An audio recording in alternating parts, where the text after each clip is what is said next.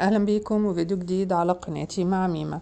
خسرت جسدك ولكن روحك ستظل قدوة لي، وداعني يا أغلى إنسان بحياتي. أرجو من كل من عرف زوجي دكتور وليد مصطفى أن يذكره بدعوة طيبة. هكذا نعت كارول سماحة زوجها الراحل دكتور وليد مصطفى، وكان قد انتقل إلى رحمة الله تعالى الدكتور وليد مصطفى عن عمر يناهز 53 عاما بعد معاناة طويلة مع المرض.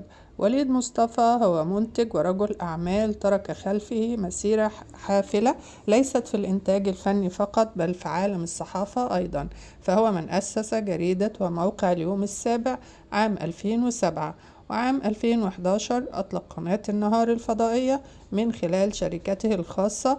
قد حرص عدد كبير من النجوم على مواساة الفنانة كارول سماحة، منهم إلهام شاهين ويسرى ودينا فؤاد، كما حرص عدد كبير من النجوم لبنان على مواساة الفنانة